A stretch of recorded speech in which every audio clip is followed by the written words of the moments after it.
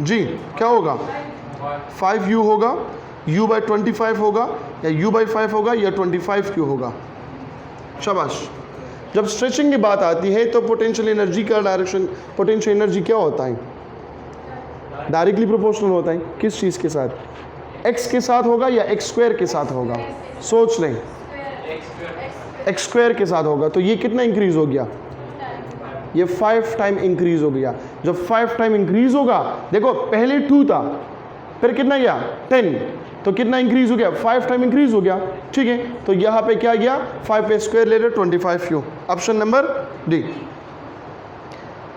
Number 17, a car weighting 1 ton is moving twice. जरा गौर से सुनेंगे, a car weighting 1 ton is moving twice as fast as another car weighing 2 ton. The kinetic energy of 1 ton car is what? Less than that of 2 ton car, same as that of 2 ton car, या more than that of 2 ton car, या none of above? सोच ले, a car of 1 ton is moving twice, is moving twice, ये twice है, ठीक है। As fast another car of weighting 2 ton, एक का वेट है 1 टन, दूसरे का है 2 टन। फॉर एग्जांपल मास एक 1 है और दूसरा 2 है। देखो kinetic energy is equal to 1/2 mv² है। एक 1 टन है लेकिन इसका स्पीड क्या है, डबल है, ठीक है, ट्वाइस है। तो इसका स्पीड जब ये ट्वाइस हो जाए तो ये 4 टाइम होगा ऑफ 1/2 mv² का। और वहाँ पे नंबर 2, इसका तो क्या है, ये 2 है लेकिन ये 1 है, ये 2 टाइम है। तो इसके बारे में कहता है कि ये क्या होगा, ये ज़्यादा है या ये ज़्यादा है, 2 ज़्यादा है या 4 ज़्यादा है, 4 ज़्यादा है ना, तो 4 वाला कौन सा है, 1। और यहाँ पे क्या कहता है ऑप्शन, ये kinetic energy of 1 ton car is more than that of 2 ton car. Number 18, a child on a swing 1 meter above the ground at the lowest point and 6 meter above the ground at the highest point. The horizontal speed of the child at the lowest point of the swing is approximately equal to 10 meter per second. V is equal to under root, ये है कौन सा है, 16, 17, 18, ये हो गया 18 में है v is equal to under root G H कितना है, वहाँ पे है 6 मीटर एंड 5 मीटर, तो टोटल हाइट कितना हो गया, 6 - 1 is equal to 5 multiply by 10 यहाँ पे करें तो क्या बन जाएगा, जो भी मिल जाता है नहीं, v is equal to under root G H से एक होता है, एक हम कहते हैं half mv² is equal to mgh, mm ख़त्म हो जाएगा, यहाँ पे आ जाएगा v² is equal to 2gh या v is equal to 2gh whole under root से करें।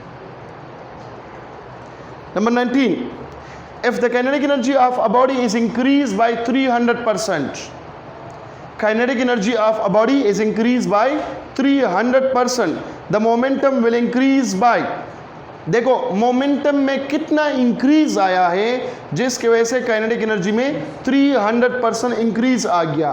तो काइनेटिक एनर्जी क्या है,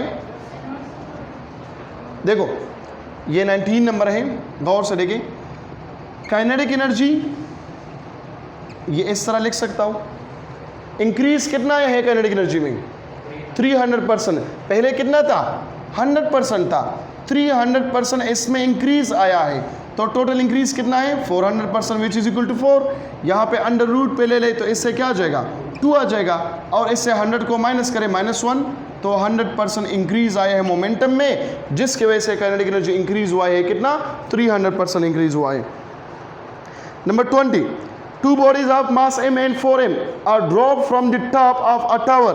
When they are reached the ground, their kinetic energy will be the ratio of 1:4. Same, kinetic energy is directly proportional to m, velocity constant है। The time taken by an engine of power 10 kilowatt to lift a mass of 200 kilogram to a height of 40 meter is take g is equal to 10 meter पर second square, तो time मालूम करना है तो लिखे यहाँ पे कि power is equal to work done पर यूनिट टाइम है कि नहीं है ना। तो वर्क डन की जगह हम अगर मैं mgh पुट करूँ तो खफा तो नहीं होती, आप लोग खफा नहीं होते, तो टाइम यहाँ पे शिफ्ट करें, क्या जगह mgh डिवाइडेड बाई p। इस फार्मूले से सॉल्व करें। Number 22, a body of mass m is moved from rest along a straight line by an engine delivering constant power p. The velocity of a body after time t will be what? देखो velocity find करना है तो यही formula है p is equal to w by t। इसको मैं इस तरह लिख सकता हूँ कि kinetic energy divide by t। Kinetic energy किस चीज़ के बराबर है? 1/2 mv स्क्वायर डिवाइड बाई क्या होगा? t होगा। क्या मालूम करना है? वेलोसिटी मालूम करना है। सो p, ये 2t यहाँ पे आ जाएगा, सो 2pt होगा divided by m is equal to v square, या v बराबर होगा 2pt divided by m into whole under the root. ठीक है, ऑप्शन कौन सा है? B. Number 23, the kinetic energy of a body of mass 2 kilogram and momentum 2 newton second. So kinetic energy किस चीज़ के बराबर है? वो p square divided by 2m के बराबर है। ठीक है, p भी गिवन है और मास भी गिवन है, दोनों पुट कर इसमें आंसर आ जाएगा। ठीक है ना। 23, kinetic energy is equal to p square divided by 2m। p कितना है? 2 न्यूटन सेकंड है, और मास कितना है? वो 2 किलोग्राम है। ठीक है, तो यहाँ पे क्या करें? यहाँ पे वो करें 2 square divide by 2 multiply by 2 which is equal to 1। Option number A. 24, a force applied by an engine on a train of mass 2.05 multiply by 10 power 6 है। ठीक है ना, ये 106 नहीं है, ये 10 पावर 6 है kilogram. Change its velocity from 5 meter पर सेकंड टू 25 मीटर पर second in 5 minute. So the power of the engine will be what? P is equal to W by T से फाइंड करें। ठीक है। 25, the maximum value of gravitational potential energy is what? 0, क्योंकि reference point हम कौन सा लेते हैं? इन्फिनिटी लेते हैं, और जब हम इन्फिनिटी लेते हैं तो R क्या होगा?